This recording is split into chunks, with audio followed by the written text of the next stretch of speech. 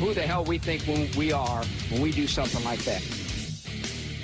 What's up, fight fans? We are live on the Cageside Press social media platforms. This is the Combat Connection, and I'm your host, Brett Cagle, joined as always by Eddie Law. We have a loaded show for you today. Let's get right into UFC 318 from last weekend, Eddie. Max Holloway was able to get a decision victory over Dustin Poirier in the main event, 48-47, 49-46 on the other two judges' scorecards. The second round was interesting, but other than that, Eddie, I had it all Max Holloway for the other four rounds. What did you make of this fight, and who do you think that Max Holloway should face next, and what direction do you think he should go after this win? Ooh, that's a good question. I hadn't even thought about that. But hey, no, 100%. That's exactly how I had it. I thought Poirier might have gotten one round, the second round, like you said. But other than that, it was a Holloway. I wouldn't even call it showcase. It was a hell of a fight. To me, the entire fight was like a story, right? It was dope as hell. Like first round, Holloway's coming out, making Dustin kind of look slow, right? He hurts Dustin a bit and all that, and then they during the fight, they almost knocked each other out. They hurt each other repeatedly. It was a dope battle. How the hell was it not fight of the night? Someone tell me how Brandon Allen and Marvin Vettori was a better fight than the main event. That is insane to me. Yeah, there's another fight on there I thought that maybe should have been fight of the night too. We'll get to in a second. But knockdowns from each. Max knocked him down in the first round, and Dustin fought back in the second, but then Max put on the cruise control after that. But Max Holloway up at 155, Eddie, has looked fantastic. We both picked him going into this weekend because we just saw how great he looked against Justin Gaethje, and if he had 75% of that form on that night, we thought that he'd have enough to beat Dustin Poirier. What did you think of Dustin in his final fight? Do you think that he was a diminished version of himself, what we've seen in the past, and what did you make of the competitive level that he put out there in his performance? No, you know what? I thought he did great, and he showed he can still do this. He can still fight. He can still compete. I think when you come in as a Max Holloway going like this is just step 2 of 100, right? I got to get to step 3 and 4 and 5. When you're at step 99, you're at step tonight is step 100, and you're no longer really thinking about your position in the division and on the roster, what you want to do next, something like that. All you're thinking about is one final fight, right? So you think about it. He mentioned this at media, I believe, is his last media day, his last UFC check-in, his last press conference, his last official and ceremony. All that stuff. He took it all in. If you notice, he took every second in. And he was almost crying most of the time. Mm-hmm. The walkout, he walks out with Lil Wayne behind him. By the way, you forget that Lil Wayne's an old ass grown man, and now he's showing it with a fucking beer belly. But why did he sing him out? What was up with that? Why walk him out when you're not going to perform? At the risk of pissing off Wayne fans, have you ever seen Lil Wayne live? That man should fucking lip sync every goddamn song. He is awful live. I don't give a fuck what anyone says. Great show. You think he wanted to get paid? No, I think the UFC was kind of like, nah. Just no. You know what I mean? Yeah. But for all you guys complaining and bitching about the fact that Lil Wayne wasn't the halftime show at Super Bowl, please go look up what he sounds like live. Please, okay? Because he's not good. He's not good live. His show, great show. But he should be lip syncing everything. But the walkout and everything, Dustin Poirier took every single second in and everything. I think his mind wasn't fully set, my opinion, wasn't fully set on let's go win this fight, right? It was like, this is a celebration of my career. This is what I'm going to do. I'm going to give it my all. That's kind of how his mindset was. Max Holloway was like, I beat this dude, and I got something big coming up. So we had a comment here from Scott. He said, is DP the best fighter of all time to never win the undisputed belt? Well, I'd say it's Dan Henderson in the UFC. Dan Henderson won 2 Pride belts and then a Strikeforce belt outside the UFC, but he never won that in the UFC. Obviously lost to Anderson Silva in his prime there, and as well to Rampage Jackson, I believe. So I think it's Dan Henderson. What do you think? I'd agree with that. But in this era, I think Scotty's got a point. Scotty's got a point because no one ever thought of Dustin Poirier. In the last 4 or 5 years, let's say, no one heard the name Dustin Poirier and thought, no, not a title contender. All of us thought one fight away from a title shot again. Yeah. Every single time, even after he loses, even after he lost the fight, he'd be like after I think Islam beat him up, right? After Islam got him. Mm-hmm. Did he fight both Islam and Habib? Yeah, fought both of them, and then got the Gaethje fight as well after that too. That man's resume is goated. I don't give a shit what anyone says. Okay, 100% in my mind. At least in this era, DP is 100% the best fighter to never win undisputed. But he was interim champion, man. Cross out the interim. That guy was a champ. I don't give a shit what anyone says. He even fought Conor McGregor and Max Holloway at 145 pounds. So did it across 2 weight classes. Probably could have done it up at 170 pounds. Eddie, there was one fight, though, that with Dustin Poirier, I always wanted to see him fight Colby Covington. I thought that would be an interesting matchup. But Scott says that, Wayne was performing at WrestleMania and it was unintelligible. So maybe the TKO group kind of had an idea on that. To pull the curtain back a little bit, I used to work at a hip hop station, right, in Arizona. And we put on, we know that stations out here, they sponsor and they put on shows and all that. We put on a show. All right. This is back when, and this makes me feel old as shit, but Chris Brown was on the show when he was 16. Okay. That's how long ago this was. All right. Chris Brown was on it. Fucking the white tee guys, the guys were like, in my white tee. It's a terrible goddamn song, but it just fucking touch you, catch you. Lil Wayne headlined. Okay. And he goes out there, he's like, and I'm like, dude, that's awful. Like, if you think about it now, it's like, wow, Iggy Azalea was better than that. She can't rap for shit, right? So it's not that his songs aren't good. Is that unless there's like a studio edit happening at that moment, he's terrible fucking live. He is. Y'all can kiss my ass with that shit. Everybody was mad. Like, why is Kendrick at the halftime show? They're in New Orleans. I don't give a fuck. Okay, Lil Wayne is trash live. Come at me, motherfuckers. Y'all can't tell me for 1 second you've ever heard a live Lil Wayne concert and thought that was fucking awesome. Huh? No, not once. Okay. I thought the same thing about Future. I went to Bonnaroo in like 2018, and it was like, oh shit. I mean, he's basically playing his songs over the speaker, and it wasn't really the same. But most of these rappers are trash live, okay? And this is gonna make me feel old or sound old. All right, Eminem, baller live. Dr. Dre, okay live. Snoop Dogg, badass live. Okay, all those guys. Even Exhibit was great. Like DMX was insane live. And you know what? The thing about DMX, his voice always sounded like that. Okay, always. So it was always and all that other shit, right? Lil Wayne on the tracks doesn't sound like that.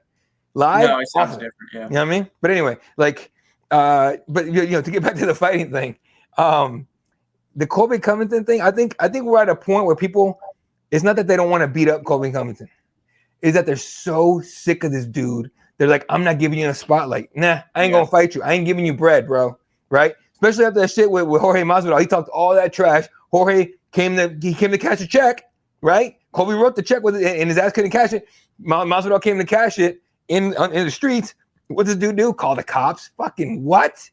Yeah. Zero respect for they did fight for 25 minutes in a cage, and 100%. But Masvidal couldn't do anything. But 100%. But you called the cops, bro. Yeah, that was why. But yeah, I want to see Dustin retire. I don't want to go see him fight Colby at one point in time in their career. Maybe that could have been the fight instead of Benoit Saint Denis or something like that. But they had bad blood because he left AT&T. But as far as Max Holloway is concerned here, I want to see him fight Charles Oliveira next. I think that would be a good BMF match. Former champion in Oliveira, former champion in Max Holloway, both will be ranked inside the top 5 to 10 in the lightweight rankings when they get into the cage. And one of them, I think you're going to see, kind of taken out into the pasture for lack of a better term. They're going to be facing the up-and-coming contenders of that division moving forward. And the other one's probably going to get propelled into pretty big matchups. So probably, I think, on matchups for Max Holloway, what do you think of the thought process right now? Armin is not in the good graces of the UFC. Okay? Yeah. Should he be the next guy at 55 to fight Poirier? 100%. Will he be? I don't think so. Oliveira just lost. I could see you in Justin Gaethje. Apparently, they were trying to. What if you threw Gaethje to him? What if? I agree. They should be Gaethje. They promised, and they owe him that. They owe that man a shot. The thing is this: they've already come out, and supposedly someone already came out and offered him Paddy Pimblett. He was like, "Fuck that! If that's the plan, they don't need me." That was something close to the quote. Why not Max Holloway? You know what I mean? I think Max Holloway. I see a final 4 basically in the 155 division right now. You got Armin, Pimblett, Max, and you got Justin Gaethje, right? Yeah. So you got to match up these two guys somewhere. I say you take the 2 young bucks and Pimblett and Armin Tsarukyan, and you have them go against one another, and that determines the next number 1 contender. Obviously, Armin needs name value and recognition when he goes to fight for the belt, which he would get off a win over Paddy Pimblett, and Pimblett needs competitive recognition in his career with a big win over someone who's talented in the eyes of the viewing public and high in the rankings like Armin Tsarukyan is. So I think both of them have something that, is very detrimental for their career going towards a title shot in that matchup. And then you have Max and Justin Gaethje go in a veterans matchup for the BMF belt that everybody will love to see and is a guaranteed firefight. Yeah, dude. I like how you put that though. Pimblett Armin kind of to me, right? Like I'd rather see like Armin Gaethje, in my opinion. Yeah. Because I don't want to kill off two young guys off the rip. Holloway and Gaethje are, they're close to the end here, especially Gaethje. Mm-hmm. And so I'd like to see, pay Justin money. Pay Justin money to fight Patty, goddammit. Okay. Yeah, if Pimblett goes in there and dusts Justin, he takes him down, subs him, just like he did Michael Chandler. Yeah, but you're also going to have guys say, whoa, did he earn it? He beat a guy who's washed. He's old. If he goes in there and beats Armin, nobody can say shit. He's the number one contender, and he really, beat someone who everybody thought was the next guy to face Islam Makhachev. All right, you put it that way. That's a good point. I'm with you. On that. I just think that it would bring more credibility to Pimblett with that victory than maybe the name. You're 100% right about name recognition, though, right? Yeah.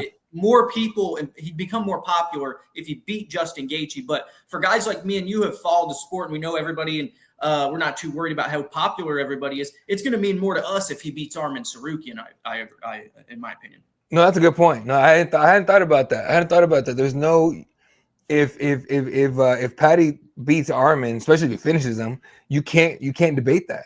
Yeah, like it's over. So that's a good point. I'm with that. And build a huge matchup between him and Ilia Topuria. But great fight in the main event this weekend. As Eddie said, I can't believe that this was not the fight of the night. Yeah. We'll talk about that a little bit during the Marvin Vettori Brendan Allen matchup. But moving down the card to another one, Eddie, we had, I believe, let me check here, 8 decisions in a row on this card. The prelims started out hot, right? We got a couple knockouts, some big finishes there.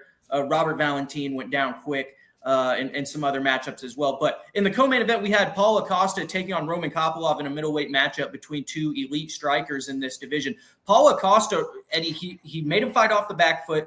We both picked I think we both picked Kopylov last week. Yeah. We were kind of concerned that Costa would come out more aggressive, put him on the back foot, and we haven't seen someone push the pace against Roman and make him kind of fight tentatively. We saw it this weekend, and Paul Acosta looked fast. He looked crisp. This was the best version of Paul Acosta that I've seen since the Yoel Romero fight.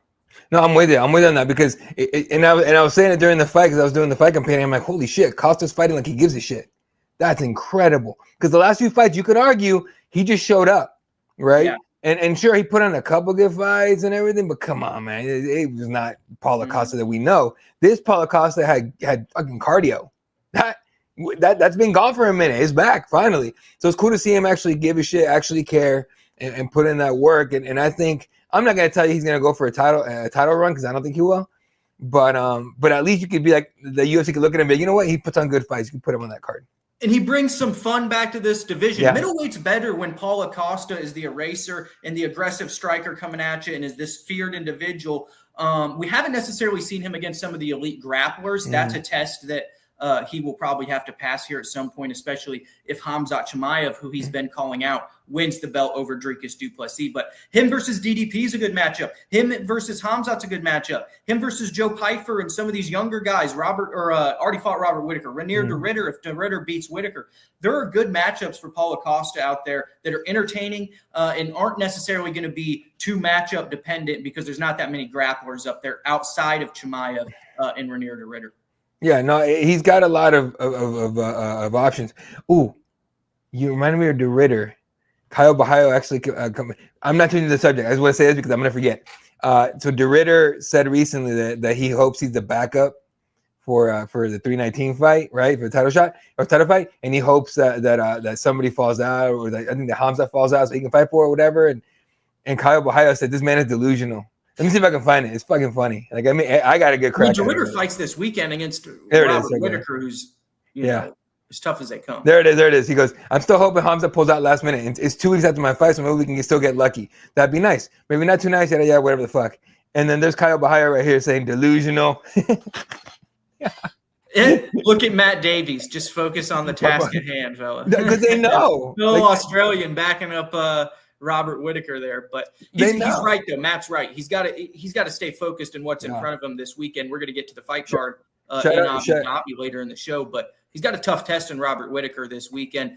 In my opinion, Eddie, if there's a middleweight alternate, I think it deserves to be Imavov. Imavov just finished Israel Adesanya.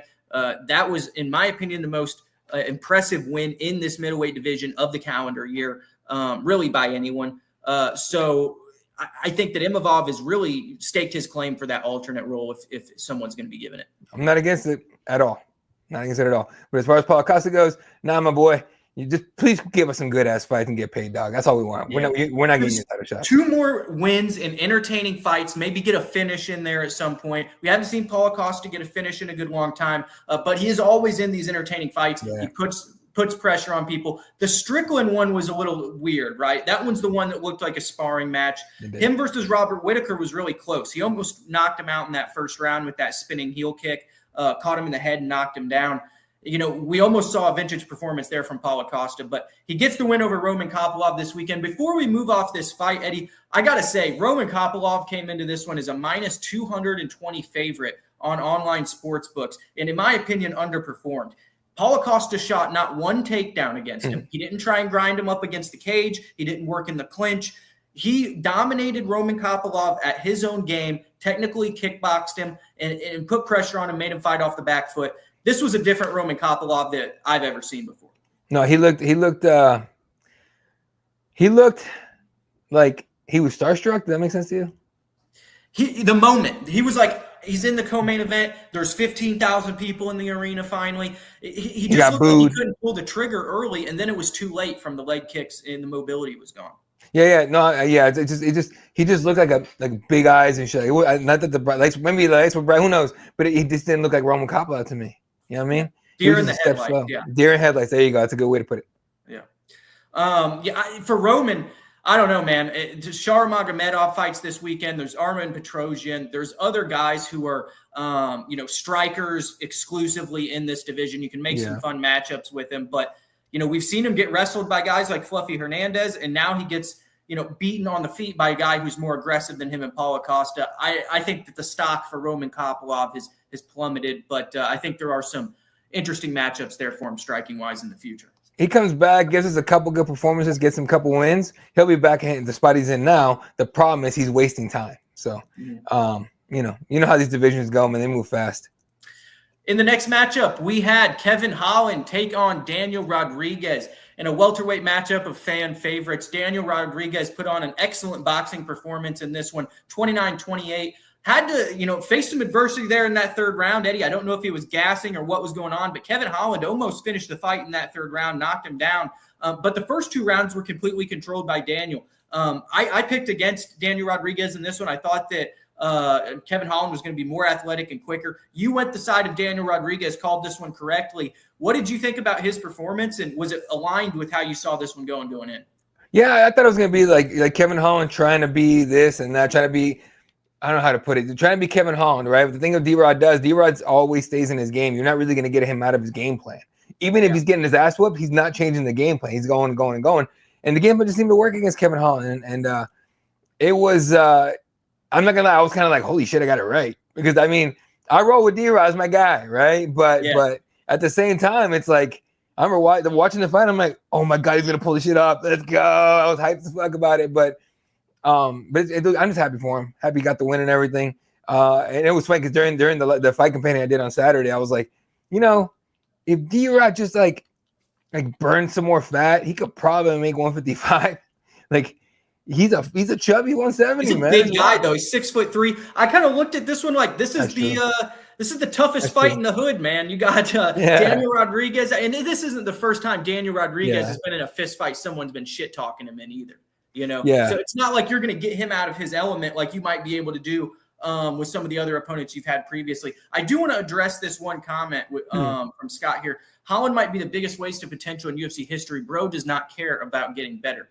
A lot of people have said that throughout his career. He's had a couple pushes here at welterweight, then moved up to middleweight, now back down at welterweight for a push. It's always been the grappling, but we saw him against Jack Della Maddalena kind of at a smaller scale, a bigger scale, get dominated on the feet, kind of like D-Rod did. He made him fight off the back foot. There's just holes in Kevin Holland's game. Is he 6'4"? Yeah. Is he athletic? Yeah. Can he finish you with his hands and with submissions? Yeah, but he's not the best wrestler. His takedown defense isn't that great. And somebody who's more technical with their hands and tougher is going to beat him on the inside. We've seen more often than not, Eddie. Yeah, it's no. My biggest waste of potential. How talented is he? How talented is he? He's 6'3". He's got a good left hand. He's got slick submissions. But is he really that good? I never really thought that he was a title contender. And some people on the broadcast, to Scott's point here, were talking about how he's the new Cowboy Cerrone, and it spurred online debate. Is he better than Cowboy Cerrone? No. And how's he better than someone who's fought for a title twice, and he never got even to a number one contenders matchup? I think Kevin Holland never came into I don't think he's ever said, like, I'm trying to be a champion, right? Has he? I don't think he has. I think that's kind of the problem, though. Everybody else is, right? Sure. But I mean, like, he don't expect a title shot. We shouldn't expect it from him either. No matter what he does, right? Like, for a long time, he was on a win streak for a little bit, but you can't really. I mean, you can in UFC, but you can't jump back and forth in the divisions and then start losing fights and shit and expect to be in a title fight ever, really. No. But in terms of, like, improvement, just the ground game, everything else stayed the same. Everything else has been the exact same. Improve a little bit on the feet and everything, but not like anything where it's like super noticeable, right? If you train, you could tell you've noticed the changes he's had in the stand-up game. The ground game has improved 100%, no doubt about it. But again, I just said about what I said about Paul Costa. He finally took a fight serious. I don't think Kevin Holland takes any fight serious. I think he just goes in, let's see what fucking happens, and I get paid and fuck off, right? And I think that's how he is. To his credit, if this was a 5-round fight, maybe it turns out differently because he really had D-Rod hurt in that third round. If this was at an Apex, this is a great fight. I think we could maybe see this one again at some point. Maybe put this at an Apex main event for 5 rounds or something. I thought that this matchmaking was tremendous in this contest. But for D-Rod, these are 2 big wins for him back-to-back, right? Holland and Santiago Ponzinibbio, both incredible performances. So what do you think about Daniel Rodriguez here? Is he a legitimate contender moving forward? And actually, Eddie, I want to hear what your thoughts are between Holland and Cowboy Cerrone too, because the broadcast actually said that. And I was like, what are you guys talking about? This guy fought for a belt twice. He had, I believe at one point, a 9-fight win streak. Like, yeah, did he get dusted by a lot of people late in his career? Certainly. But so did BJ Penn. We can't diminish these guys based off what they looked like on the way out the door. We got to look what they were in their peak. In his peak, he was head kicking Jim Miller. He was beating guys who ended up becoming champions. And, I can't say the same for Kevin Holland. Does he look good when he's out there? Is he an athletic guy? Yeah, he is. But I just don't think he's as skilled or talented in the sport as some of these other people. No, I agree with that. I agree with you. Like, with he's not a Cowboy Cerrone. I think because I don't watch when I do fight campaigns. When I do any when I watch fights, I usually don't listen to the commentary. I have muted because I don't want to get my tweets or what I'm saying like influence, right? But so I didn't hear that discussion they had. But just going off of what I assumed they were meant, I'm thinking they meant Cowboy for the longest time was just like, I'm just here to get a check, dude. Even when he was on a win streak, even when he was head kicking dudes, and people were like, "You want to go for a title shot?" I'd be like, I don't care. Dana's not gonna be like, yeah, I'm going to give a guy that doesn't give a shit a title shot. 100%. Let's fucking do that. That's never going to happen. They did have to force Cowboy into calling out Dos Anjos and other people. You're right. And exactly. And then Cowboy at the very end of his career. Okay, now he wants to. I want to fight for a title now. Bitch, too late. Way too goddamn late. Right. So yeah, no, dude. It's not the same. Kevin Holland he's not starching dudes. He's a fun guy.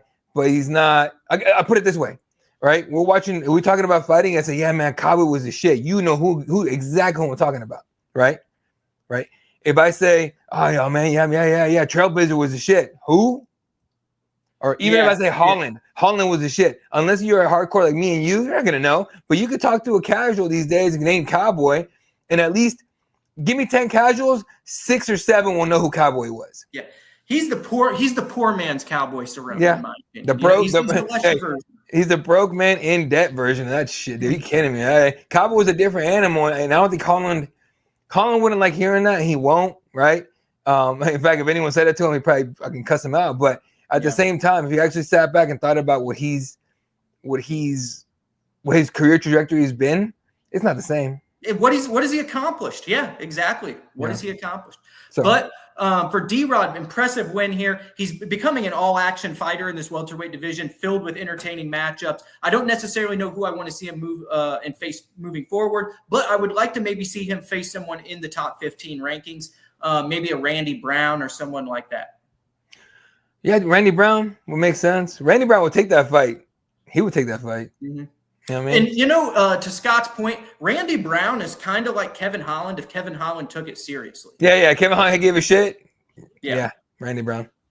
But moving on down the card here, impressive win nonetheless by Daniel Rodriguez hanging on there in that third round. But we had former Bellator champion Patricio Pitbull picking up his first win in the UFC, beating Dan 50K Ige by unanimous decision. This was not the most entertaining fight in the world, Eddie. Patricio Pitbull had a good blitz there in the second round that put Ige in trouble momentarily. Ige was able to recover one around himself. But what did you think of this? Pitbull got a ranking after this win, but this is two performances where the output necessarily hasn't been as high as we've seen in past, which maybe we should expect with an aging fighter.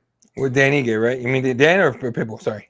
Kind of both. Oh, okay. Even in a win, like the output really wasn't like super high from Pitbull. Pitbull sold us this whole shit up during fight week, right? The media did and all that. It's like, yeah, they're gonna see I'm violent. Watching the fight, I'm like, when's the violence starting? Anyone like know? He had that one blitz in the second round, and that was the only time anyone in the fight was hurt, no doubt about it. But yeah, but I mean, I was literally sitting here going like, anyone know what time the violence starts? This motherfucker was telling us we're gonna be violent. They're gonna find out who I really am. Is this who you really are, Pitbull? Is that who? Because if that's who you really are, Patricio Pitbull, then everyone in the comment section shit on your fights and on your talent might be damn right. If that's who you are, boy. But don't be selling us that shit. I'm gonna be violent. I'm gonna do this, and then you just show up and do that. I get it. It takes two to tango. I get it. Danny is a dog. You didn't show us anything, bro. You did not show us the Pitbull that was in Bellator being champion, starching dudes. Do you think that it was a case of two counter strikers, Eddie? So they both have big right hands, right? And they both sit and wait on guys to move forward. And we've seen Dan Ige knock dudes out with one shot, moving in. As they move in, he cracks them. Same with Pitbull, how he knocked out Michael Chandler. Do you think these guys were just too patient and waiting on one another throughout the first round? And then it really didn't get going until midway through round two. You know what? That's part of that. That's part of it for sure. But at the same time, like, you're selling us this whole I'm gonna be violent shit, right? Yeah. Former champion. If you're really that dog you say you are, then you can force your game on him. You have to be able to force your game on your opponent. That's how you win fights. That's how you become a name and all that. He did that in Bellator, right? Earlier in his career, he did it, no doubt about it. Oh yeah. But like after coming in, right? And again, all of us are hyping him up because we've all seen what Patricio Pitbull can do when he's on his game. Came out last time. Clearly, the lights were a little bright for him. He was like, holy shit, this is different, right? This isn't the Pachanga, whatever the fuck in San Diego that I fought at wherever, right? Hey, Muhammad Ali fought in that building. Muhammad Ali 80,000 years ago, bro. I'm just saying. Back then, I was looking it up, though. Yeah. I was like, no way. Yeah. Back then, the Pachanga, whatever the fuck, was the biggest place around. Nowadays, SoFi Stadium, my boy. Or whatever, say State Farm, whatever you want to go to, but T-Mobile, I guess. But yeah, dude, I think with Pitbull is if you really are who you say you are, you got to show up, you got to make it happen. All right, you show up and you dance the dance with your opponent, and you let's be honest, the pace came down to a Dan Ige pace. That was a Dan Ige pace fight, right? I'm a little surprised he didn't win it because it was his type of fight. But either way, man, that was grappling from Ige though, Eddie. From either one. And Ige wrestled in college, I believe, and is the more credentialed grappler. Were you surprised he didn't try and take that down? It looked physically bigger than Pitbull, too, in terms of strength. When he was throwing those counter strikes, man, he was going for murder. He was trying to kill this dude because he knows if he knocks out Patricio Pitbull, that's a huge win in the eyes of the MMA world. And so I think maybe, he tried to force it maybe and ended up backfiring him pretty hard. Yep. So it's what it is, man. 50K still the man, 100%. But this loss definitely didn't help him because the guy that won didn't look like he won. Absolutely. Now, good win for Patricio Pitbull, but moving on down the card here, we had the biggest upset of the night. Michael Johnson took on Daniel Zellhuber. Great performance by Johnson, turns back the clock and is now on a streak here. But for Daniel Zellhuber, this is 2 losses in a row by finish. You came into this one as a 6-1 favorite, 6'3" to 5'10", and this wasn't even close. Michael Johnson put on an absolute boxing exhibition, outlanded him almost 3-1, Eddie. What did you think of Michael Johnson's performance? I thought it was a fantastic display by him on the feet, but I was very underwhelmed from Daniel Zellhuber, as well as I was with Roman Kopylov. These young guys haven't been able to prove that they can turn back these old vets quite yet. That was a major problem. Okay. First of all, Michael Johnson showing that vets can still do it. Okay. Like went after the body like crazy to kill the gas tank and all that. And Zellhuber was trying to snipe him. Zellhuber wanted a headshot because you saw it. It was kick to the legs. Right? That's cute. My body kick. A little higher to the shoulder here. Let's go for the head. Never setting a damn thing up. Not very few times they throw any punches before he threw a kick. The combos were non-existent for him that night. Michael Johnson, meanwhile, every single thing was a combo. He rarely threw one hit. You know why? Because Michael Johnson been fucking doing this for a while, and he knows, hey man, they don't give a shit if I finish you as long as I beat you. Decision or finish, as long as I beat you, especially Daniel Zellhuber coming in with all his hype, I win double, and that's what happened. So tentative from Zellhuber. It looked like he just wanted to throw one strike and have Michael Johnson fall down. And it's like that's not going to work against a guy who's fought every single dude on the way up. And Michael Johnson, just a veteran performance. He's like, if I put 3 or 4 punches on this guy, it's eventually going to accumulate, and I'm going to win this fight if he doesn't get me out of here with one shot.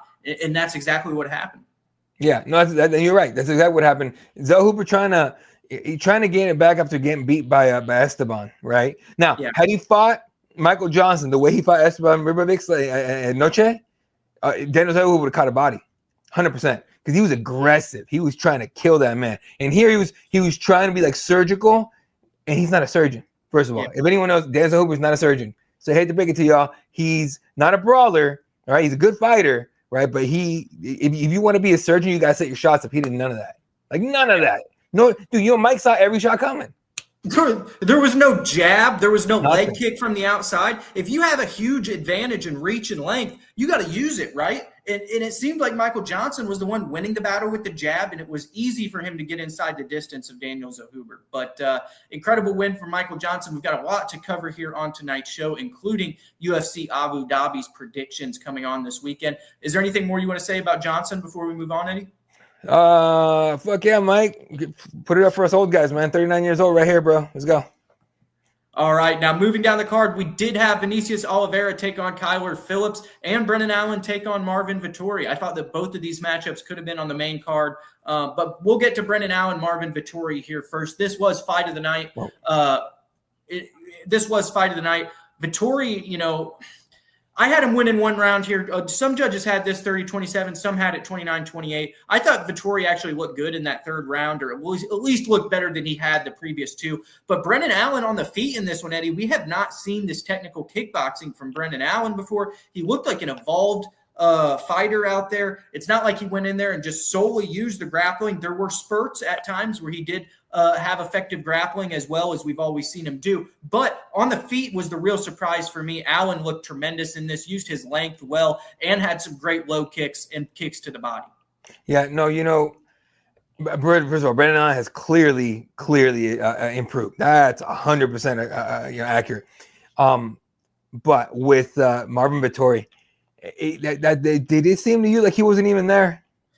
Yeah, man. The output in the last two fights, that one, that and the deletes. I think that it's kind of the outside the cage stuff's kind of taking a toll on him, and I just don't know what the motivation is like. Now, when he actually started getting popped there in that fight, he dug deep and found a little motivation, and that competitive fire came back. But I don't know. You'd say take time off, but at that stage in your career, you can't afford to take time off right now if you're Marvin Vettori, right? So I think the UFC was doing him no favors, throwing him to Dolidze and Allen in his two fights coming back from the personal tragedy. I'd like to see him fight somebody who, maybe a Michelle Pereira, maybe the winner of the Shara Bullet fight this weekend, somebody like that. Let's see him fight a young guy coming up. Let's see if he can do what Paulo Costa did this last weekend, and if he's still got some gas left in the tank. Because if you just throw him right in there to the top 10 in the division, these guys who are in the cycle of fighting 4 times a year, and he's jumping back in there and then having to deal with the stuff outside the cage, it's not going to be – I don't think it's going to be putting your best foot forward. I think – I don't know. You tell me about if you think I'm wrong. Do you have is your mic? You got a mic? What? Oh no, we're good now. What happened? I don't know. It was like the mic was like moving or something. I could hear. Oh, this? Yeah. Oh, that's what it was. That's what it was. My bad, bro. My bad. No, you're good. I couldn't hear you for a sec. Oh, hey, my bad. All right, no, but with Mike, dude, Mike is how do you put it? It looks like to me like Marvin Christ. Anyway, with Marvin Vettori.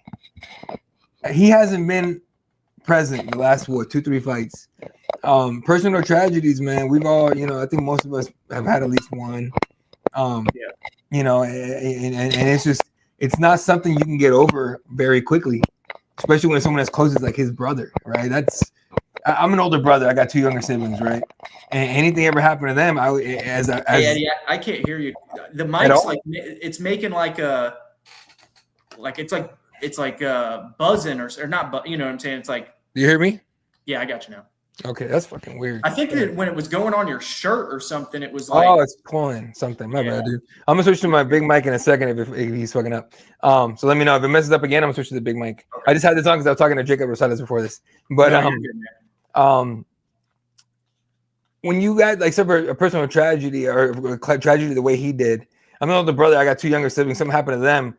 As someone that protected them growing up, that would fuck with me hard. That wouldn't be an easy, let's just take a fight to get out of my head. No, dude, you got to go get help. You got to go talk to somebody. You got to fully get through that and get to a place where you can actually focus on fighting.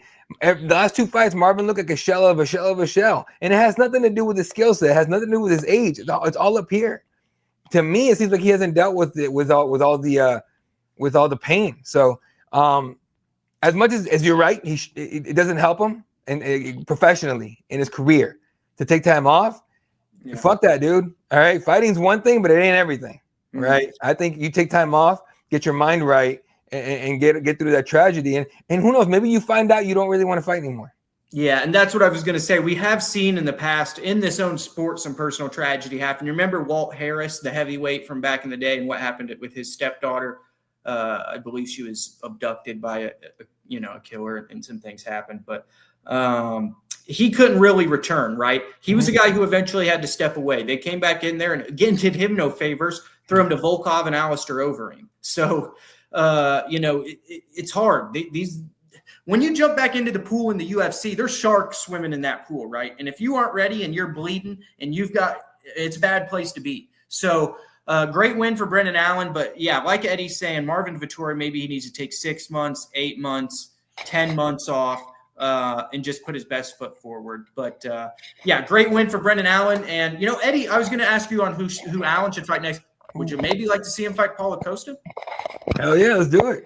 Although he made the case himself in the post fight. He named like 5 or 6 or 7 different fights he could take. He's like the Sean Sugar fight still out there. Imavov still out there, all kinds of shit still out there. Guys that he fought already too, and it's just like he's got a lot of options. I wouldn't be against the Paulo Costa fight. So, yeah, I think Vettori's striking is what's lacked there.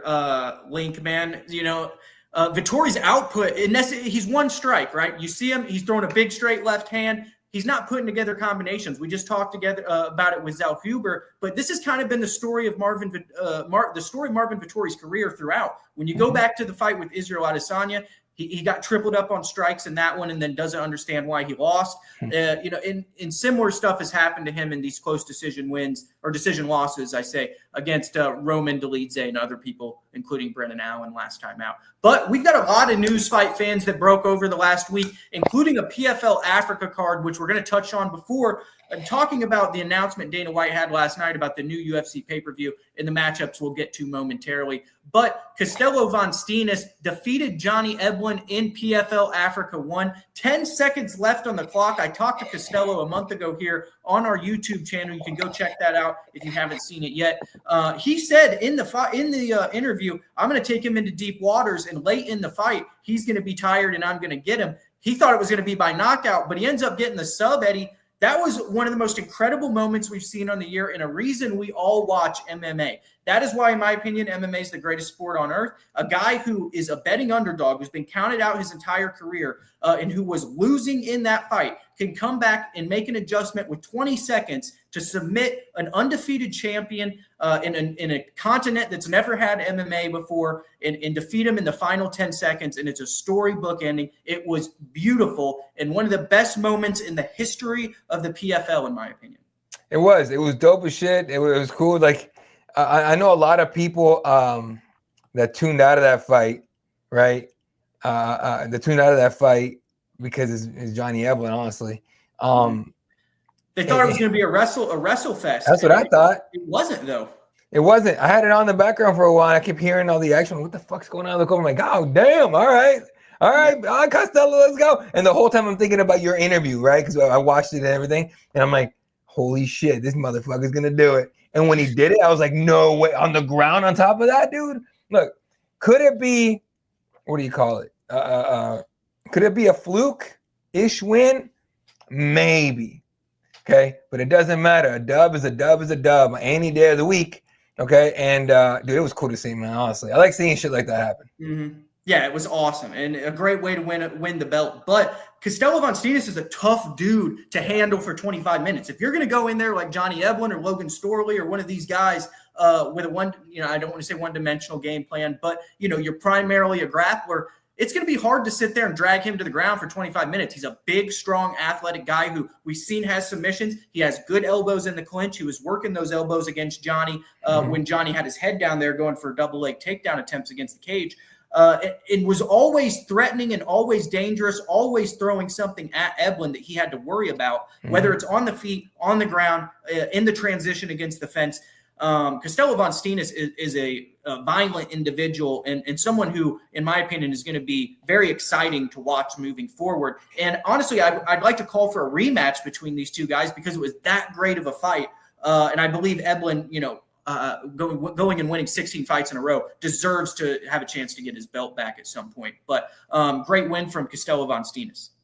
Yeah, and the sad part is Don's just going to shove this motherfucker too, so.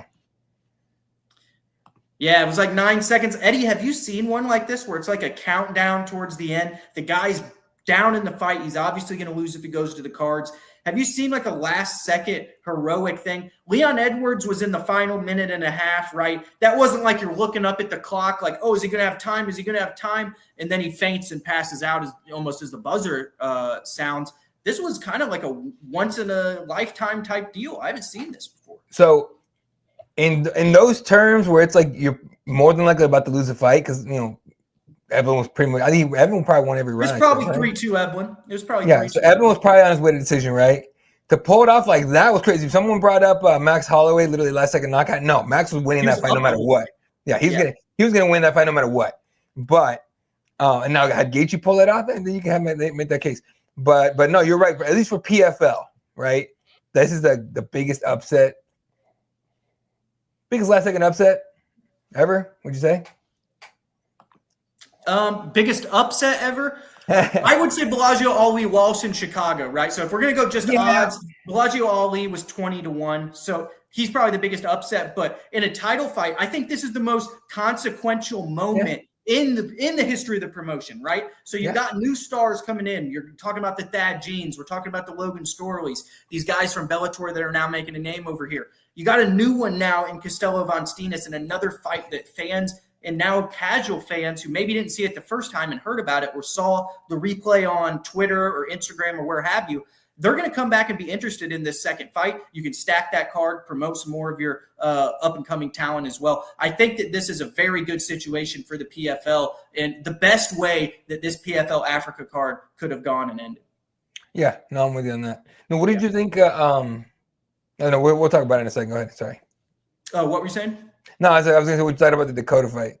Yeah, so in the co-main event, we had Dakota Ditcheva versus Sumiko Inaba, and Sumiko Inaba is just the face of toughness and grit and determination to get through this one. She had to really, put together a performance there for over 15 minutes where she took a lot of punishment, right? And Dakota, I don't think necessarily looked at the top of her game. I don't think that was the best Dakota Ditcheva that we've ever seen before. The Dakota Ditcheva that stopped Tyler Santos, that last year was in the playoffs and kind of in momentum and in the thick of things and continuing to fight every 3 months. Now we see her with an extended layoff for 9 months. She was kind of complaining about the layoff.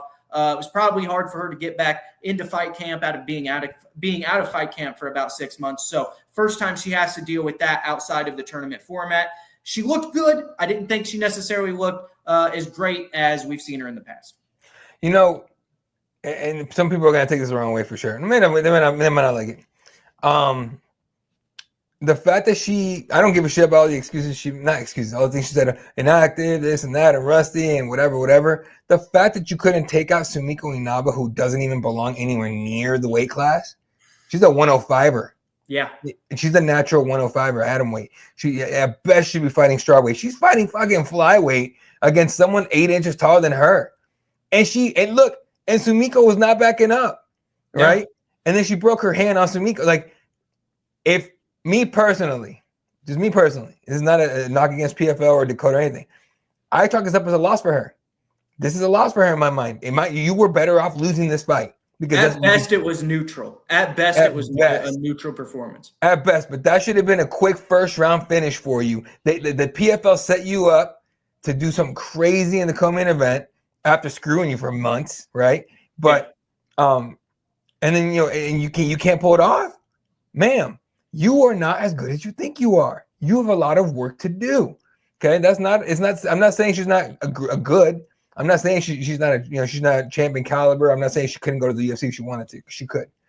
What I'm saying is they set up a putt for you that was like not even a foot away from the hole, and you swung that shit like you were at the tee, right? And you fucked it hard, and now you look silly because you got to hit all the way back. I know fuck all about golf. Fuck. I'm just saying. No, but you're right. She 2-putted from 4 feet basically. She missed. Yeah, she missed a gimme, and it was a gimme, and I don't like to say that against Inaba because we've seen her even when we were covering Bellator. She is a good fighter, and she's a very tough girl.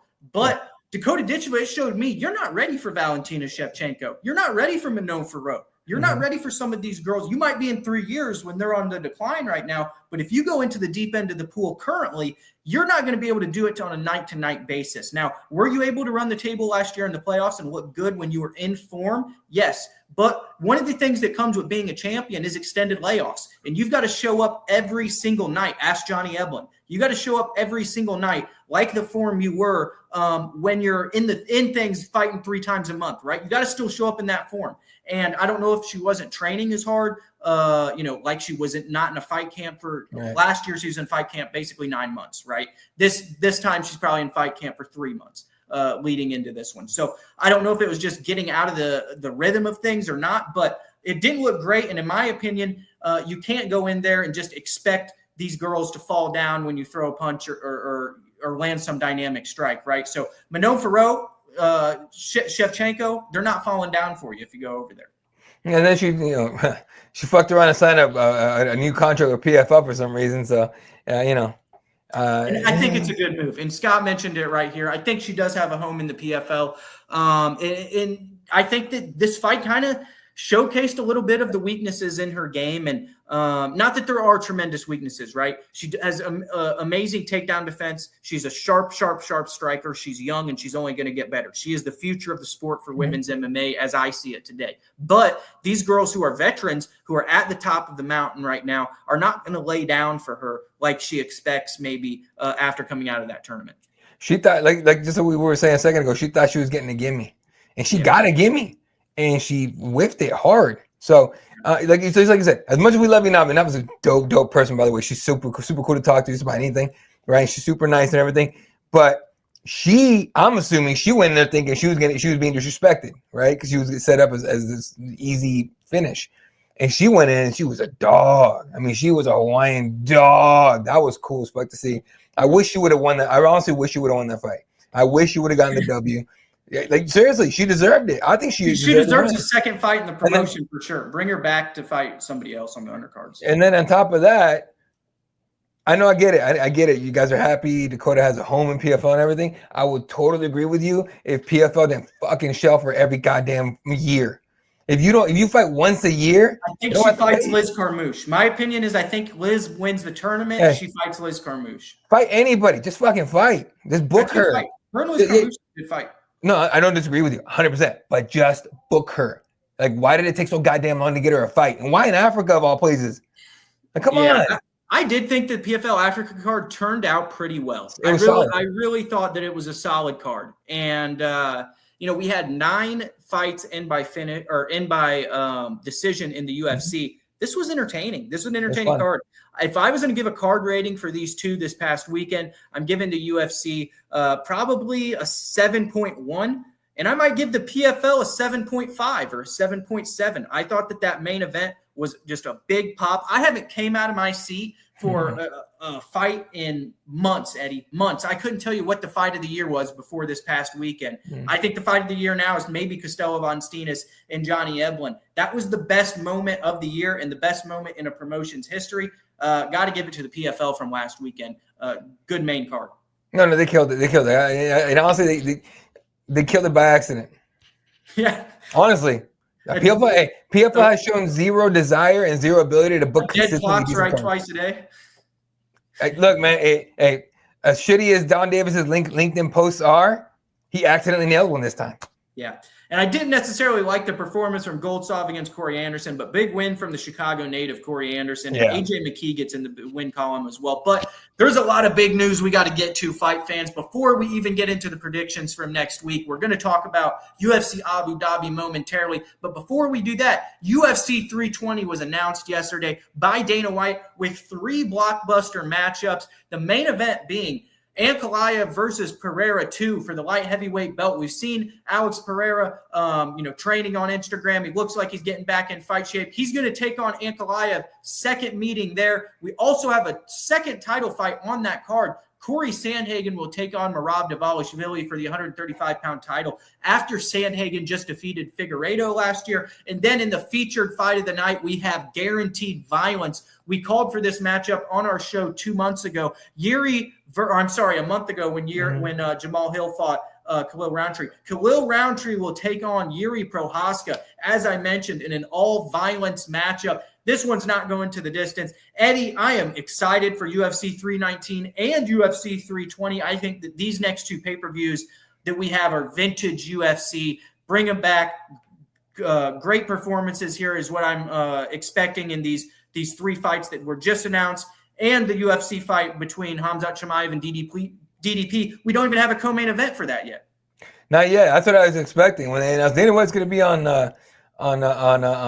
whatever on his Instagram or whatever the fuck announcing shit, and I was like, oh, okay, co-main event for Chicago. Didn't even get that, but you're right. 320, dope ass card, honestly. Main event. That's the rematch that should be happening.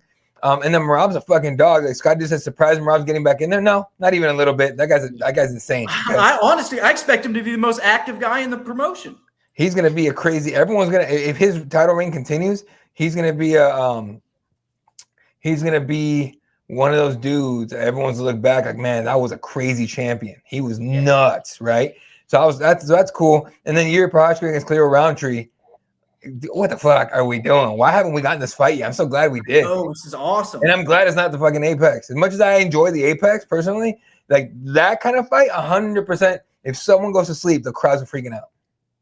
Yeah, and someone's going to go to sleep. Yuri doesn't back up for nobody. Yeah. And other than Alex Pereira, he's ran through the rest of this division, right? And obviously Pereira's finished both of those guys. But Khalil Roundtree looked great against Jamal Hill last time out, knocked him down multiple times. And Yuri Prohaska goes out there and wins by knockout last time he performed. So these are just great matchups, in my opinion. An A-plus matchup for Yuri and Khalil Roundtree. And then I like the matchup between Sandhagen and Merab. I think obviously, so here's the thing when I'm thinking about this. Aljamain Sterling finished Corey Sandhagen in about 1:30 seconds, right? Training partner with Merab. I mean, not similar style necessarily, but both grapplers.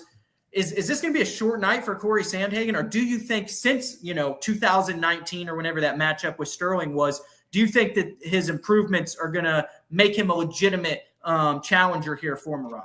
No, I think he's going to surprise people. I don't know if he's going to win. Yeah, I haven't thought about the matchup itself or anything, but Corey Sandhagen's gotten a lot better. And Merab said it himself. He goes, "I think Corey Sandhagen next. He deserved a title shot." So I mean, I'm with it, 100%.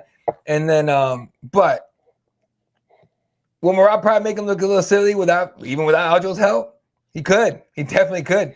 I just like Corey Sandhagen, honestly. Like, I think he's going to be. Could you imagine if fun. Sandhagen throws one of those jump knees up the middle like he did against Frankie Edgar as Merab shoots in for a takedown? Like, Corey's one of the smartest fighters on the roster. Yes. He's unique. And I think, like you're saying, this is going to be an interesting matchup.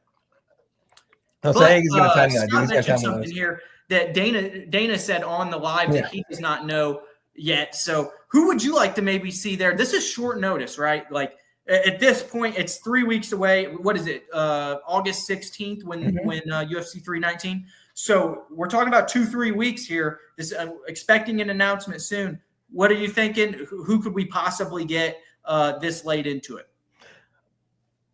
If Evloev's injury isn't that bad and that's enough time, Evloev Pico. Otherwise, Pico whoever the fuck you want. Yeah, and it just sucks that at that weight class right now everybody's booked, right? They just booked Lopez, they just booked Silva, so both of those would have been very entertaining matchups for Pico. But I don't know, very interesting, and we'll have to see who the UFC puts there in that co-main event slot for Chicago. That's a premier card, so they got to get moving though. They're running out of time quick. Yeah, like I'm already working on my prep work for that week, dude. I got my questions for half the media day already. It's just like, I know they're not going to do it, but and this shouldn't be a co-main event, but I wanted to see Clay Guida versus Jeremy Stevens. Bring Clay Guida back, throw him to the Little Heathen. Iowa versus Illinois Midwest banger. That would have been a good way to start the card. It'd have been good, and they won't do it, but it'd have been good. Yeah. All right, so fight fans, we do have a really big UFC fight night, maybe the biggest fight night of the year, between Robert Whittaker and Renier de Ridder. Renier de Ridder, coming over from one championship, a 2-weight world champion, has finished Bo Nickel in his last performance in Iowa. Robert Whittaker trying to get back in the win column here. He had a victory over Paulo Costa a couple fights ago, but we all saw the matchup with Khamzat Chimaev, got his jaw broke in a submission loss.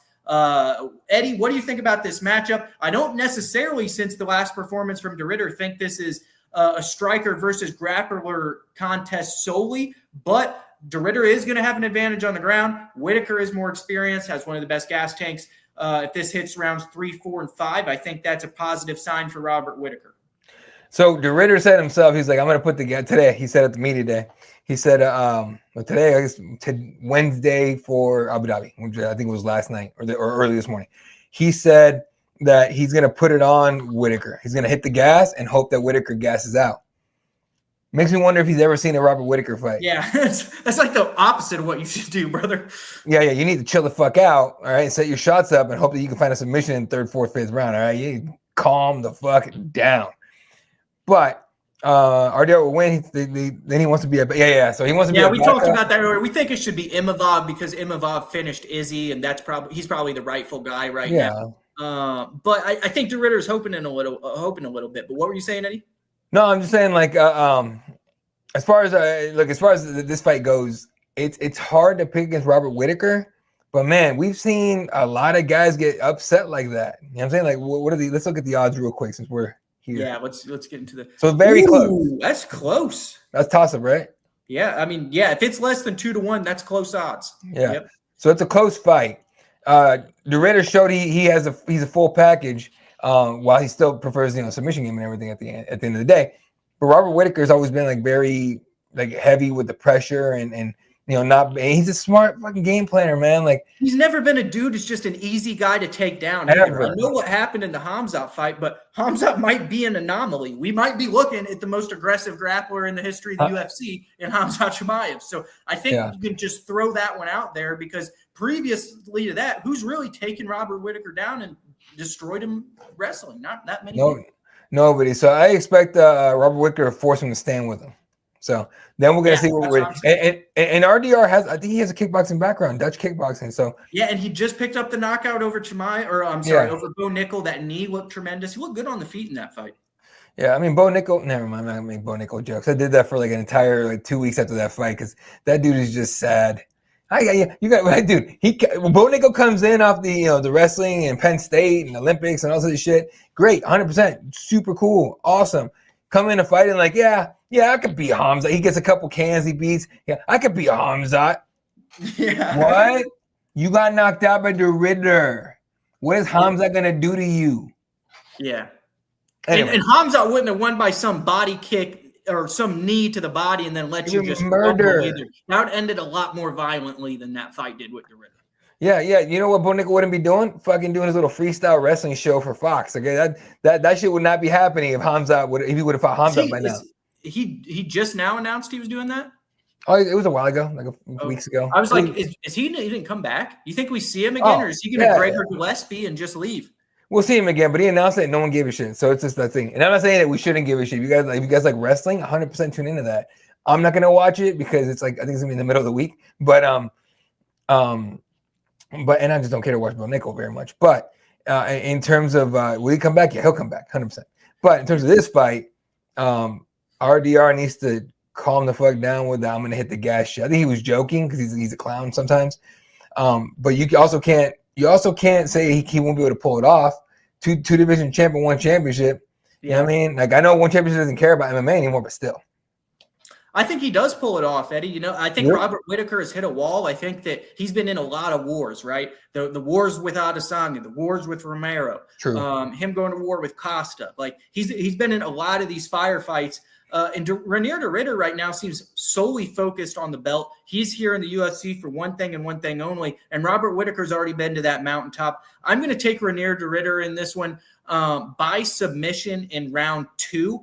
But I could see Robert Whittaker a world where he gets a decision victory here and kickboxes this guy. This guy's got long legs. Robert Whittaker's got some of the best calf kicks in the middleweight division.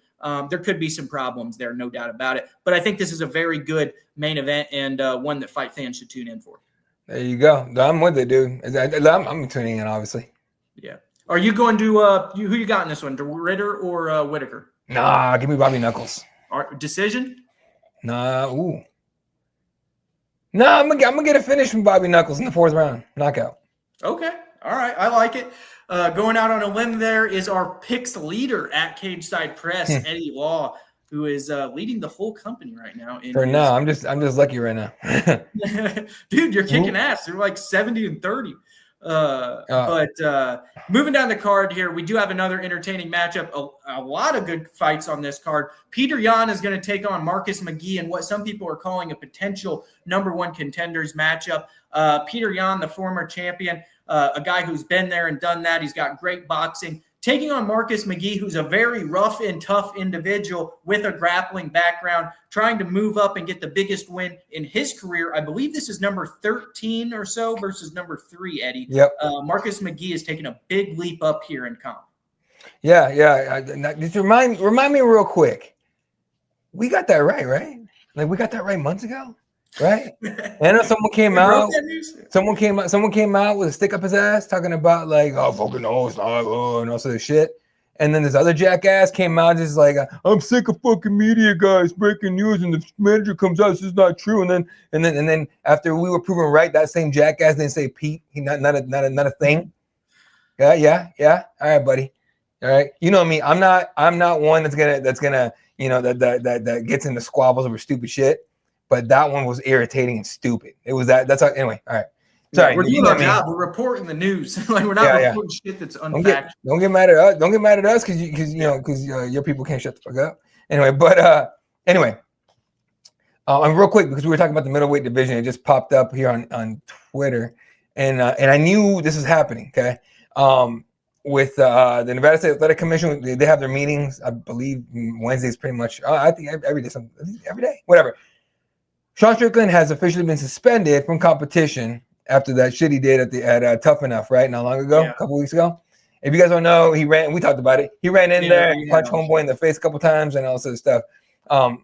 He's suspended, but they said, I believe it said indefinitely. and it's indefinitely, and they're pushing they pushed his case to a further date. So Sean Strickland gets to sit there and just for a while twiddle his thumbs while they suspend him 3 months from now for all because he couldn't handle a young guy talking shit to him. What kind of fucking wait, I have a question, Eddie. Can they put him in Abu Dhabi or overseas and just say, screw the Nevada commission? I don't care what they rule or say. He just won't fight in Nevada. They could. They won't. Because what they don't want to, that's their home base, dude. You do not want and I get it. UFC's huge and everything, and I'm sure they got buddies in there. Who knows what's going on? Vegas is a dirty town, folks. I'm just letting you know right now. But if you didn't already know. But in terms of like, they don't want to do that. Like, you do not want to go against the athletic commissions and shit, because it might bite you in the ass later on. So they won't book him over there or anything. More than likely he'll get a slap on the wrist. Don't do it again and shit. But to me, the hypocrisy of he yaps all he fucking wants to all the time, right? Fucking this and that, rah rah rah rah, this and stuff, and also this bullshit, and then he's just like, I'm for freedom of speech and First Amendment, blah blah blah. Someone uses it against you, and you getting your panties in a bunch, bro, and then you run into the cage and punch a guy. The fuck is that? You know what I mean? He didn't even knock him out. Not even. Which again, Strickland doesn't knock anybody out, so it's all good. Anyway, but I mean, he knocks everyone out in practice. But anyway, and I don't even dislike Sean Strickland. I enjoy Sean Strickland. I think he's a great I think he's a great. He's going to be going for like 9 months. Yeah, but he's a great part of the sport, and I hope they find a way to make the slap of the wrist like a 3 or 4 month thing, because it would suck not to get him back in there. But why does he not coach the Ultimate Fighter? You kidding me? It'd be awesome if he coached the Ultimate Fighter versus Izzy or something. Oh, it'd be so good. He already has everyone in PR like losing their hair. He'd have these guys just spar all day, Eddie. It'd be the most fun Ultimate Fighter to watch. These dudes would be just throwing down at practice. 100%. But you know how much the editors would have to bleep and take out from all the god awful shit he says all the time. It might make Ultimate Fighter great again. It might. Tough sucks now. You know what? I'm with you. Hey, get Sean Strickland in there against who did we get in there? Izzy. No, who made him cry? DDP. Get him in there with DDP. He has to win a couple fights before that. Oh, 100%. But this is UFC, dude. Okay, think of it like this is the UFC. Then no one gives a shit about deserved anymore. Right? That shit went out the window when they first sold. All right, years ago. That was out the window. You guys could forget about deserved title shots ever again.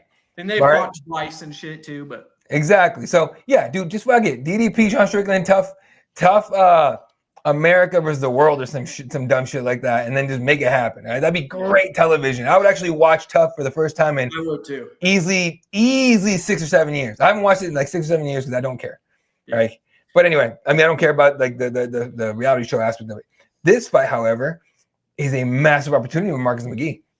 Now, Peter Yan did come out and say today that they offered him Umar Nurmagomedov in a 5-round fight, and Umar turned it down. Marcus McGee got offered the fight, and I'm assuming he was like, he couldn't say yes fast enough. The opportunity to beat a guy like Petr Yan, you're talking about a 10 rank jump. He beats Petr Yan. Marcus McGee is a title contender. Immediately top 5 fighter. You get a win over a former world champion. Hell yeah. Yeah, it'd be the biggest win of Marcus's career and one of the 100%. Biggest leaps we've seen recently. And a massive loss for Petr Yan, and that dude would be on the holy shit what I do now fucking train. Yeah. But either way, there's gonna be. I think it's gonna be a good fight. If you want to go ahead and pull up. Oh, there's no odds. You have the odds on this one? Yeah, I will find the odds here on. Because if Yan is not a heavy favorite, I'll be shocked. Yeah, and I think Jan's going to win this fight by decision. I just think that he's too hard to take down. Like, I know that Merab went and set the takedown record against him, but that's Merab, right? And if Marcus McGee can go in there and control him on the ground, then it proves how good Marcus is, obviously. But Petr Yan's striking is tremendous. His takedown defense historically, other than outside the Merab fight, is tremendous. And I think he's more well-rounded. I'm going to take Petr Yan in this one by decision. If it was 5 rounds, I actually think it might favor the grappling of McGee. But I'm going to take Petr Yan. I think he's going to start early with the striking and probably jump out to a 2-0 lead. But the odds on this fight, 4-1, minus 400 for Yan, plus 300 for McGee. McGee's worth putting some money on because I think McGee's going to come out and make this as boring as he possibly can. Right, go in there, exchange a little bit here and there, and then take this dude down and just control him. Lay and pray all you want to big dog. Take his ass down, stay on top, little elbows, little shots in here to stop the ref from standing you up, and let's get this decision and fly home. That's it. And I think that's what happens. He's a powerful dude too, and he's tough. He's taken punishment in the past. He might have to take some this weekend to get a victory over Peter Yan. Oh, sure. But I see that this is going to be a very entertaining contest for fight fans, and probably a very rough and tough co-main event. Moving down the card here, we do have a middleweight showcase matchup between Shara Bullet Magomedov and Marc-Andre Barriault. Quickly, I think this is probably the least analysis I'm going to give on a fight. I have Shara Magomedov by knockout. Marc-Andre Barriault takes down no one, and he's just older. He's not as fast. He's not as athletic. He's not as skilled. He's not as technical. Shara Magomedov is fighting in the Middle East, in his home country, where everybody loves him. He's a huge crowd favorite. They're just trying to build him back up. I'm going to go Shara Magomedov in this one. Give me knockout round 2. Shara Bullet better keep winning because he's never fighting in the States with one eye. I'm sorry, bro. It's very hard. They'll go to Denver, maybe they'll do it. But but in terms of fighting in the States, I doubt we'll ever see Shara Bullet in person. I doubt it. Maybe we'll get lucky. Who knows? Dana's got a friend in the White House. He might be able to pull it off. But either way, Marc-Andre Barriault got booked for this fight 48 hours after his last fight. He got home 2 days later, got a call from the UFC. He's like, you wanna fight a murderer? Yeah, fuck it. Okay. That being said, no, I'm with it, man. Shara Bullet by just mauling, and I feel bad because I love Powerball, man. Powerball, follow each other. We follow. He follows Cageside Press on Instagram. He's a fucking man. He's dope as shit. Great fucking dude. Fun to talk to and everything. And I think he's taking a big opportunity here and running with it. And I feel like this is him doing a favor to the UFC. So I hope it's not one of those where he loses and they're like, all right, bye, right? This would be the biggest win of Marc-Andre's career, right? But the only thing when I'm looking at this, and there's no disrespect to him, I've loved his career. He's a very tough individual. He comes back and fights. And he reminds me of Tim Bosch back in the day. You could never, ever count out Tim Bosch or Marc-Andre until they're face down on the canvas. Because if they've got breath left, they've got a chance. And that's kind of how I see Marc-Andre Barriault. It's kind of like a Tim Bosch. But the contest that sticks out to me is the Joe Pyfer one, right? He got put out by Joe bad. Lights got turned out by a younger, faster guy. I don't think that Shara Bullet has the punching power that Joe has necessarily, but he's younger, he's faster. I'm going to go with the young pirate, Shara Magomedov. Yeah, man, I'm surprised Joe Pyfer made it to that fight.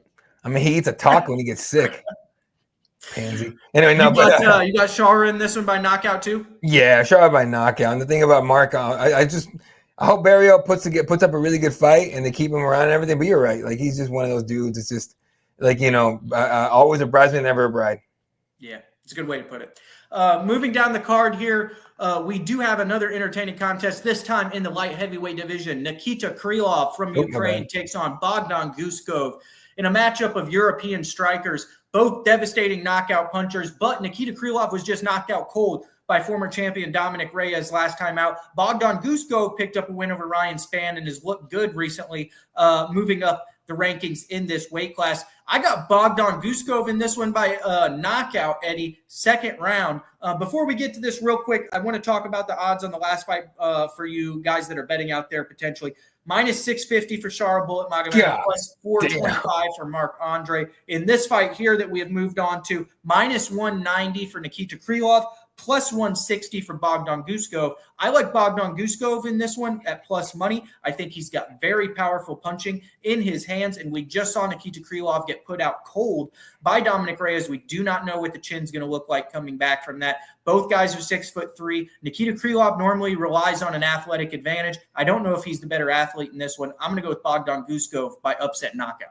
I'm with that. I'm with you on that one too. Bogdan knockout. The only thing I just think the UFC dropped the ball not doing Bogdan Guskov against Anthony Smith, because that would have been the most confusing fucking, like, can you imagine, like, because Rogan's the Super Bowl bald people. Yeah, but here's the thing, like, Rogan's kind of a geezer now, right? Like Rogan clearly doesn't know what he's talking about anything these days. I can imagine him and DC going, is that Anthony on the bottom or is that Bogdan? Shit, I don't know. Fuck. God damn it. They look the same. Like, honestly, I think it would get that silly. I would have loved to see that. But in terms of this fight, yeah, dude, Bogdan's a dog. He's fun as hell to watch. And Nikita Krylov, I mean, he's up there, man. But he's been around for a minute, and he's kind of everyone's figured him out. Like, we know what he does. Yeah, I mean, it's kind of tough because he's very talented. He's always been talented. Yeah. Against Paul Craig, he looks like a killer. He knocks him down and then falls into a triangle, gets moved back down in the rankings after that. Then obviously the loss to Dominic Reyes is, that's a knockout loss. That's inexcusable. Obviously you're not going to get, moved up. You're not going to get closer to a title shot and get knocked out. So you got to win fights. But Bogdan Guskov here is, since coming on the scene in the UFC, has been very impressive, picked up wins over guys who are now in the heavyweight division. So I'm going to take him, and so is Eddie this weekend. But I think this has potential to be very, very entertaining while it lasts. Moving down here, Eddie, a more popular matchup that people are really interested in is Bryce Mitchell's debut at 135 pounds. He will be taking on Said Nurmagomedov here at bantamweight. This is his bantamweight debut. Bryce Mitchell, a grappler, a very strong individual, going to be taking on another grappler who is also well-rounded and has good kickboxing in Said Nurmagomedov. Both these guys coming off a loss.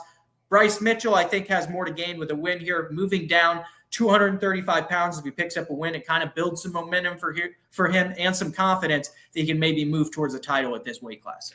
But shit, Bryce Mitchell got to do something. He got to do something. Yeah, he's been taking L's left and right all fucking year, and then I think he got knocked out last fight out, right?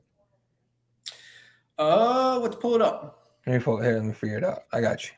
Yeah, but so Bryce Mitchell, obviously everyone knows about the comments he made and all that stuff. It was Josh Emmett, and then he had one fight after that, and he lost that as well. Let's see. John Silva ninja choked his ass. That's right. Yeah. Yeah, I don't care about Bryce Mitchell. No. 135, we'll have to see what the weight cut looks like for him, right? Like, I think he pulled it off just fine. He's a farm boy, right? Those guys are tougher than shit. That's what I was going to say. Do you think the strength is going to that's what I'm looking at more than anything. Do you think he's going to be just physically stronger than everybody else and be able to, like, Matt Hughes his way around and just drag people to the ground? Do you think that the strength is going to translate moving down? I mean, yes, but at the same time, Said Nurmagomedov is also a fucking strong-ass dude. Like, that's going to be a hard yeah, no, I don't know, dude. Bryce Mitchell's fucking weird. To me, everything's going to be on that weight cut. Can he make the weight to where he's not so sucked in and so fucked up that it's like diminishing returns? We'll see.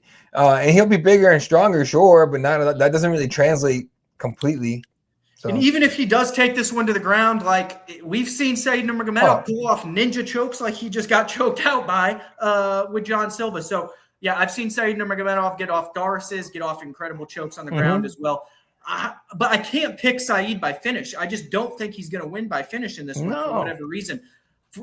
My mind is telling me to take Bryce Mitchell here by decision. I think that he can't lose at this weight class, right? He goes down to 135 and loses again. His career's on the back burner. They're talking about getting him out of here with another one, and he's too much of a headache to sit here and keep on the roster when you're not winning fights, right? We pay you too much. You got your camo shorts. You did all this. You're a name. Now you're causing scenes outside the cage talking about Hitler, and you can't win fights. I'm sorry.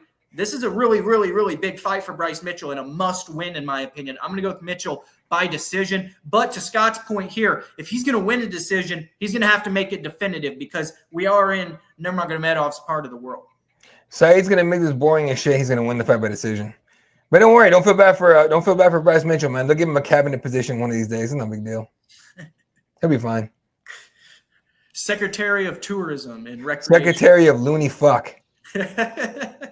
Dumbass motherfucker. Moving on down the card here. I'm really high on. I gotta say, I enjoy being like the second guy on the show. Usually I'm because on the Keyboard Warriors on the other podcast, I'm the one running it. I can't say shit like this.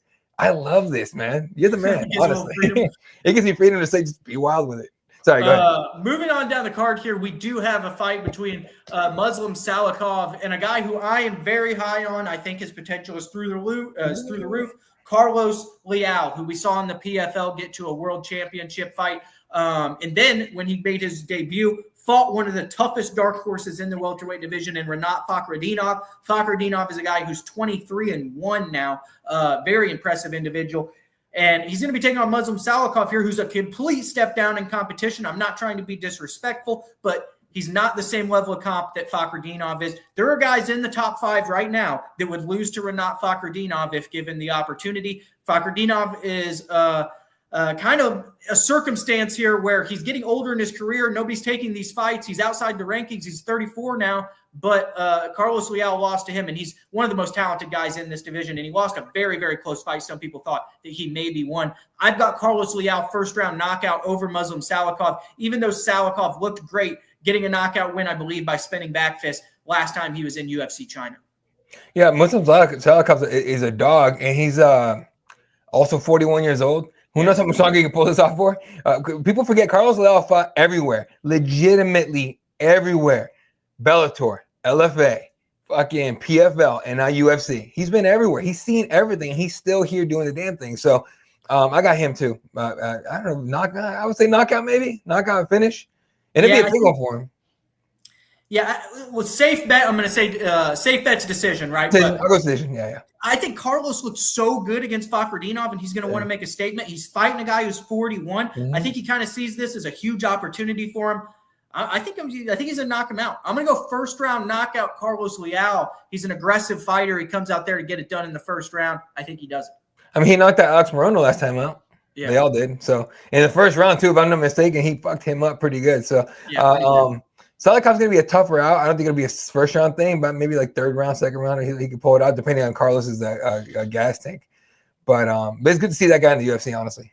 Yeah, I think so too. It's a breath of fresh air there. We got new blood in the division, and he's going to try and take out a seasoned veteran in Muslim Salikov. Last fight on the card we're going to talk about, ladies and gentlemen, is Davy Grant versus Damon Blackshear. Damon Blackshear pulled off a twister choke last year, a very good grappler in his own right, taking on Davy Grant, the Brit who bites down on the mouthpiece and is a barroom brawler with technique. This guy's got big power in his hands as well. Eddie, who do you like in this one? I think that I'm going to go with Damon Blackshear. I see this one pretty much striker versus grappler, and I think that Blackshear is going to get a decision victory here, or maybe even a submission win if he can get to some of those advantageous positions on the ground. He's very great in back control.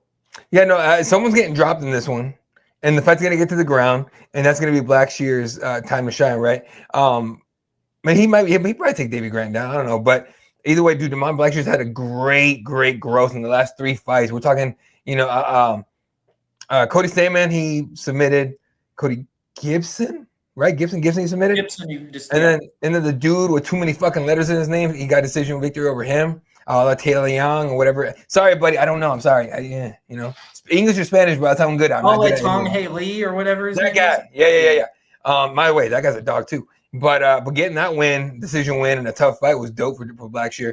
This fight, and I want to say Blackshear's not ranked yet, but this win gets him ranked, I think. Especially if it's by finish. People got to look at Blackshear like he's like a legitimate up and comer, because I think he is. And I know he's not like super young. He's like 30, 31, but he's still at 35, dude. 35? No, sorry. Yeah, 35 or featherweight. No, bantamweight. At 35, 135, you can keep going like that. Yeah, I think so too. I'm going to take Damon Blackshear by decision, but don't be surprised if he gets a submission as well. If you're a bettor out there, go to the FanDuel Sportsbook. You can do the double chance option, do submission or decision. Kind of cover your bases there on both of them for the grappler, Damon Blackshear. Is there another fight on this card, Eddie, that you think is worth talking about?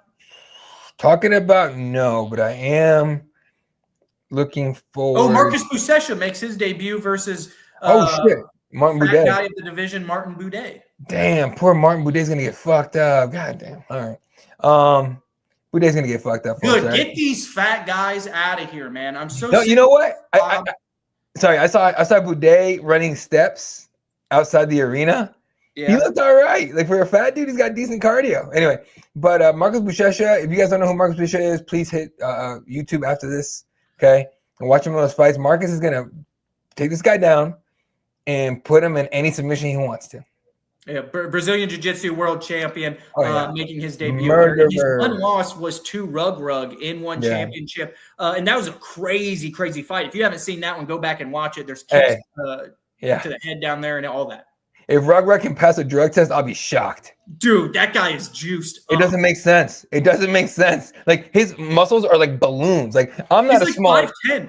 Yeah, I'm not a small dude. Okay, I'm not a small dude, but he has like bowling balls in his arms, and I'm sitting there going like he's got those fucking little tie strings around it. Yeah. And I'm like, what the fuck is this? This is not real. And I've seen him in person. He's fucking massive.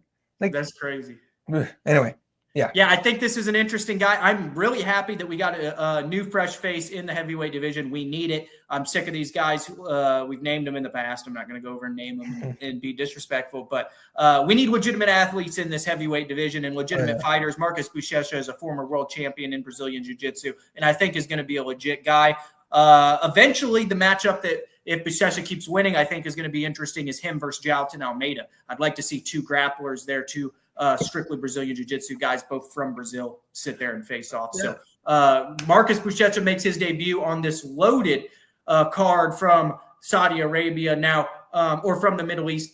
Marcus Buchecha will be the first fight of the entire fight card, but that's what we've got for you guys this week. We will bring you any breaking news and instant analysis next Wednesday at 7 o'clock from the fights in Abu Dhabi. Thanks for joining us, fight fans, and we'll see you next time.